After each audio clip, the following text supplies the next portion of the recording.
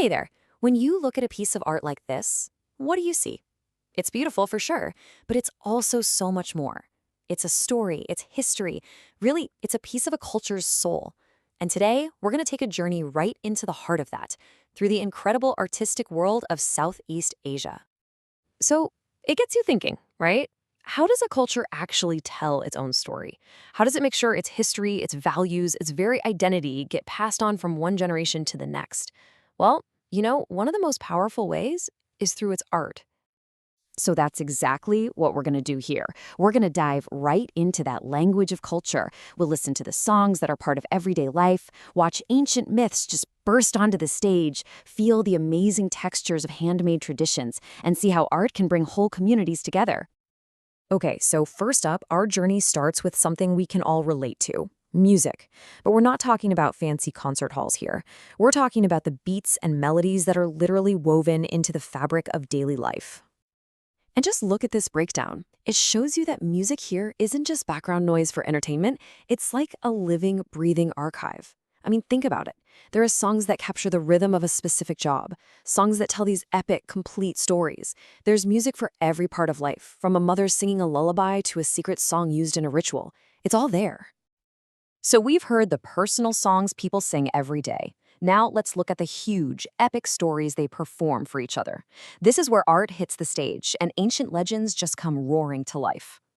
And you absolutely cannot talk about performance in Southeast Asia without bringing up the incredible art of Vietnamese water puppetry. I mean, just try to picture this. You've got these super skilled puppeteers hidden behind a screen, and they are controlling these amazing puppets that just look like they're dancing and gliding right on top of the water. It's seriously magical to watch. Another totally captivating art form is shadow puppetry. And we've got two amazing traditions right here. Over in Cambodia, you have Spek Thom, which often tells these incredible stories from the Riamkur, which is their version of the Ramayana. Then in Thailand, there's Nong Yai, which uses these huge, massive leather puppets with mind-blowing detail. Both use light and shadow to tell these epic tales, but each has its own unique cultural spin. All right, so we've seen these incredible, fleeting performances.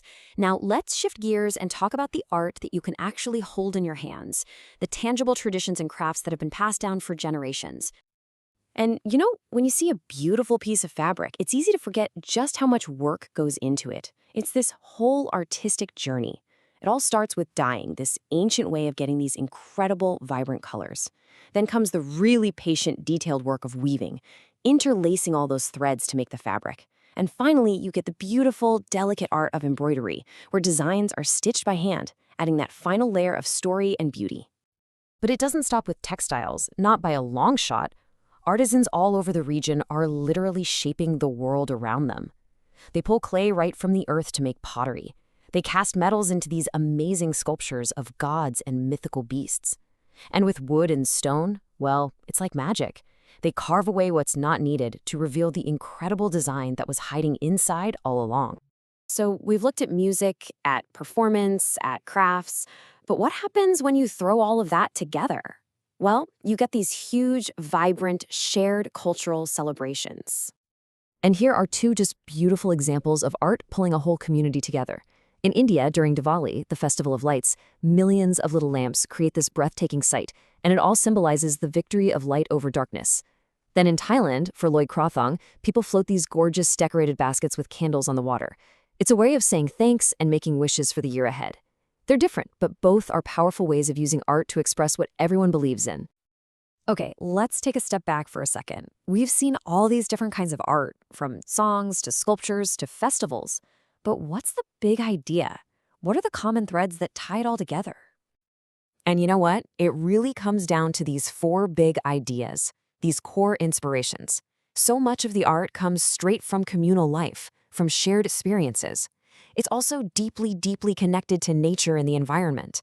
And of course, it's a powerful way to express religious beliefs and a way to keep those timeless myths and legends alive for the next generation. So when you put it all together, you start to see that this art isn't just pretty stuff. No way. It is the language a culture uses to remember where it came from, to express its deepest beliefs, and to hold its community together. It's really how a culture gets to know itself.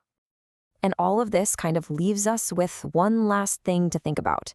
If the art from Southeast Asia tells such a rich, amazing story about its people, what stories will the art we're creating today tell about us to the people who come after?